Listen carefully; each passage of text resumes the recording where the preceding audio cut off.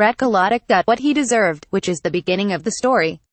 Forget, for a moment, the legal jargon that defines what are known as crimes against humanity, war crimes, and genocide. Think, instead, of this simpler thing: siege warfare. In plain language, that's one of the many outrages Mladic, a former general, presided over during the war in Bosnia, for which an international war crimes tribunal has just condemned him to spend the rest of his life in prison.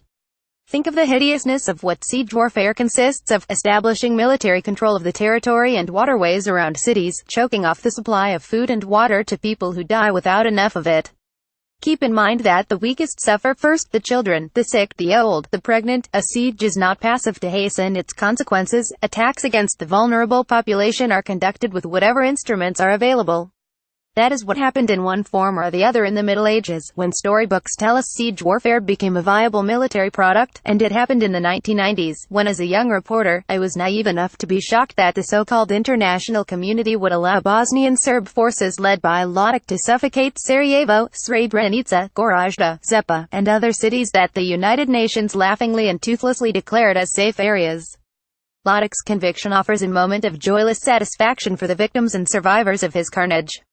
Mladic's conviction offers a moment of joyless satisfaction for the victims and survivors of his carnage, which was mostly directed against Muslims. A generation has passed, but various authors of the Balkan Wars of the 1990s have eventually received the only reward they merited: a prison cell. Last year, the Bosnian Serb political leader Radovan Karadzic was convicted of war crimes. The Serbian leader Slobodan Milosevic was in jail preparing for his trial when he died of a heart attack. A handful of others, including Croats and Kosovars, have been brought to trial by the International Criminal Tribunal for the former Yugoslavia, as the body that convicted Mladic is known.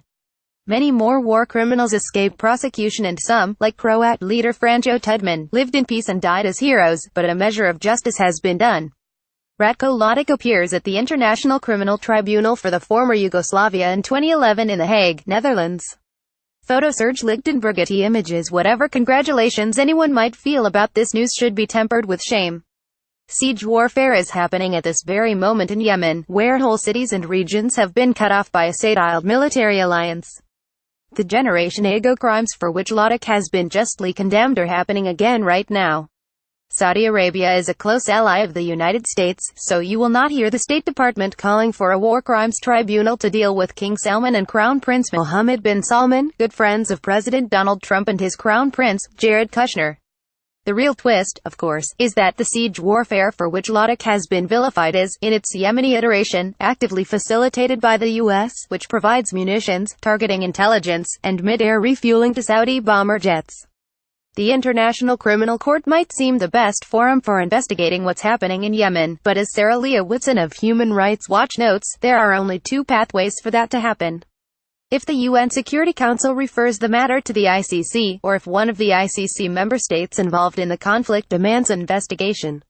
On the first, the US would likely block the Security Council from acting against its Saudi ally and itself. On the second, neither Yemen nor Saudi Arabia are members of the ICC. However, the commissions of inquiry at the UN Human Rights Council can recommend that the Security Council take measures to sanction Saudi Arabia, according to Whitson, as was the case with Iran. But because Saudi Arabia is strongly supported by and aligned with the US, sanctions are unlikely. The most vivid critique of the ICC and other U.S.-supported war crimes tribunals of recent decades is that they are victors' justice of a sort. The most vivid critique of the ICC and other U.S.-supported war crimes tribunals of recent decades is that they are victors' justice of a sort.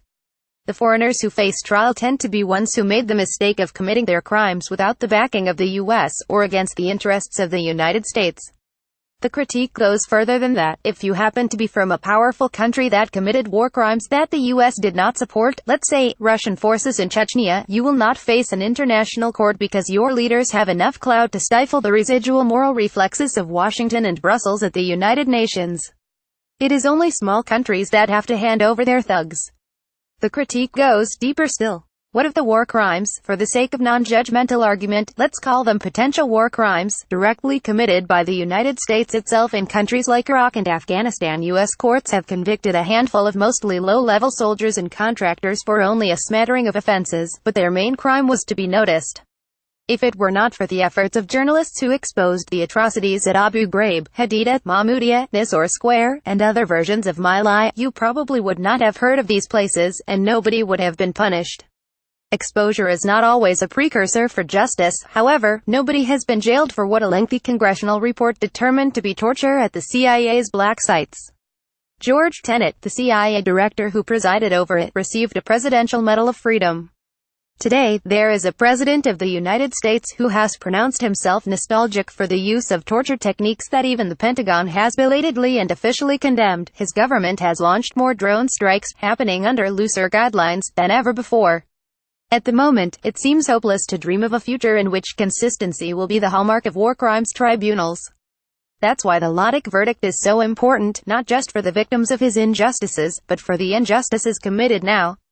A generation ago, when I met the men and women, one woman Biljana Plavsic, who gave the orders that killed so many innocents in Bosnia, it was pretty much unthinkable that their crimes would catch up with them.